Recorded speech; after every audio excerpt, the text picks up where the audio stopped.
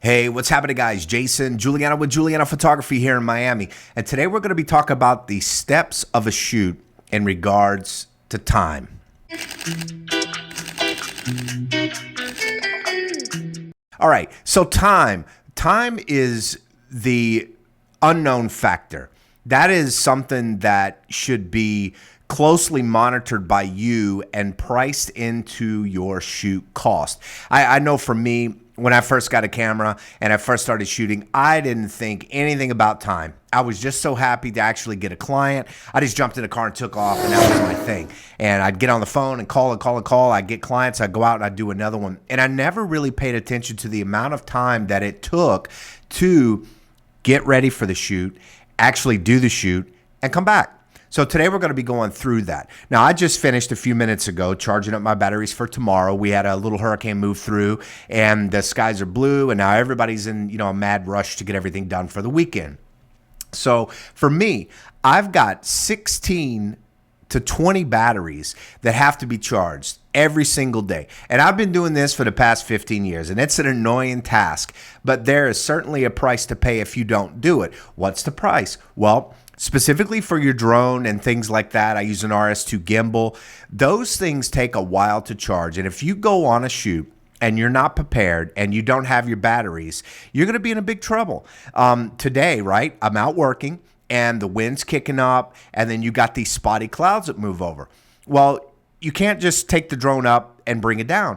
All of that takes time. So you've got to leave it hovering in the air, and the harder the wind's blowing, the harder the motors are working, the more juice you're using, but you've still got to get your shots. Now, I don't leave home without 4 batteries, period, but all of that takes time to charge.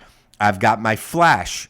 So I have 2 flashes. They've got to get charged. My Sony camera that I actually do video with, that has to be charged. I'm a Canon shooter, so for my stills, I've got to make sure that those are charged. And I've got to make sure that my drone controller is nice and strong so I have good signal. So all of that needs to be calculated in your fee. And it is so hard once you establish some sort of fee schedule for you to start bumping up your prices. So calculate that in your price before you start building your business. Now, another thing, in Miami, it takes 30 minutes to go get a bottle of water. So you've got to factor in your commute. Now, 30 to 60 minutes is probably my average one-way commute to the property. And then I've got to turn around and I've got to do that again to get back home. Now, the next thing is when you actually arrive, you've got to go through the setup of the property. It takes 30 minutes sometimes to set up the lighting in a house, especially these big ones in Miami. You've got upstairs, you've got downstairs. You've got to make sure that everything is lit up, all the accent lights and the color LEDs and the under cabinet lights for the kitchen and things like that. You've got to make sure that all of that stuff is where you want it. If there's dimmer switches, it takes a little while to get that ready to roll. So 30 minutes to actually turn the lights on. If the agent hasn't done it for you, you have to calculate that in. Another thing is the blinds. The blinds sometimes, that'll take another 15 or 20 minutes. Some may work, some may not work. If they're on an electronic switch, it takes a while to find the remotes because that stuff is never handy. So once you get them, you got to click them and find the right zone so everything is nice and level. People notice it if they're not level. So you've got to do this stuff in the beginning, and it does take time. I went into a house today that looked photo ready from the initial look, but it wasn't photo ready at all. Every single thing had to be touched, and houses like that absolutely drive me crazy. Like a little drawer won't be closed all the way. It's like these people, when they're in their house, they will open a drawer and then just shut it, and there's a gap, or the underwear is sticking out, or the cabinet's not pushed all the way in, or a chair that you already set in the room, somebody moved it. So you've got to make sure that all of those time killers are factored into your price. Now, your shoot time. Now, that's going to vary based on the type of job that you're doing, but most of my work is like a 3-component shoot. I'm looking to do still photographs, I've got drone work to do, and I've got video work to do. Well, those 3 components could take you upwards of 3.5, 4 hours, maybe 5 hours, depending on the size of the property and, the challenges that you're working with. Maybe the sun is not, where it kind of needs to be, and because you've been doing this for so long. Well, if I just wait an hour, it'll be moved over the top of the tiki hut and the light will be shining nice on the pool, and then we go from there. So when you get to a shoot, they're not always going to be in and out. Some are. Some are 30 minutes, man, and you're gone. But there are some that are just going to just chew the clock, and those will absolutely drive you insane.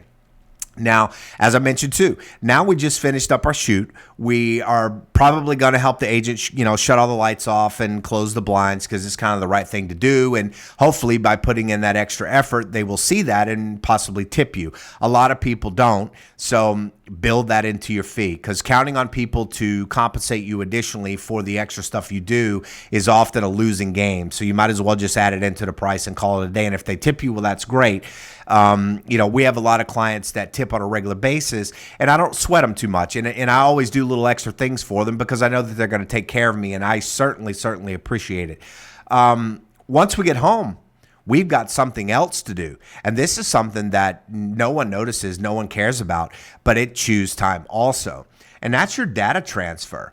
I know for me, when I'm doing a video, drone, and picture shoot, I could be looking at 25, 30, maybe 40 gigs of information that's got to get sucked into the computer. It's got to get sucked into the computer, and then you got to call it, especially if you're doing your images. I typically do a 1 to 2 shot for every shot if I can't get a nice window picture.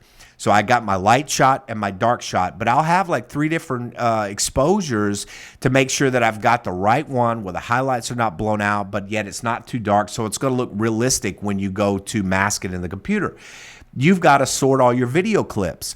That takes a while. Same thing with a drone. Now you've got to take the drone out, plug that in, and transfer all that data. So once everything is there and you've got it kind of moved around where you want to be, you could be looking at an additional hour to do that process. Production time. Wow. Depending on the complexity of the shoot or the poor lighting or whatever it is that you're fighting with, and every property you're going to fight with something. You'll get through, 75 to 80% of the house, and then all of a sudden there will be an absolute nightmare section that you've got to deal with. Yellow color, poor lighting. You'll have an overhang where the light doesn't go underneath, and it just creates nightmares, or yellow casting, whatever the case may be.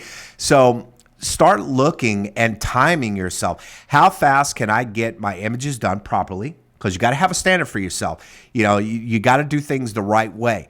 But how fast can I get through these images? How much time does it take? Same thing with video. Now, I know for me, one of the most annoying things about doing video is trying to find a song. Now, I use Soundstripe and Motion Array, and neither one of those guys are paying me for this video, but I use those services to help me. And a song sometimes can take you a half an hour to find the right music at the right beat that's going to match your style of shooting. It's not about finding, some crazy techno song and just slapping it on your footage. They need to click. The music needs to kind of be in sync with what you're shooting and your shooting style. Now, I don't run through these houses. I'm not doing an FPV type drone when I'm selling real estate. That's just not how I do it. So I've got to find something that'll match my beat, match my steps, and match the pace and the style in which I shoot. So that takes a while, and something else that a lot of people don't realize, it's that we have music subscriptions, yes, and then we also have other subscriptions for transitions. Maybe you've got a client that's got blue logos, so you need to jump back into the computer and start finding titles that match what they are wearing for the day if they're going to do like a real estate agent cameo. So that takes time. So you're sorting through all that, and now you're trying to find something that's going to look nice for them. But people don't appreciate that. A lot of people don't realize that you're even doing it. You make it look effortless, but it's not effortless. Every hour that you spend behind the computer is, I don't want to say money out of your pocket, but it's time away from doing the things that you like to do. Maybe shooting something recreationally for fun, or spending time with your family, or going out, or getting a beer, doing whatever it is you want to do. So make sure that you price in your time.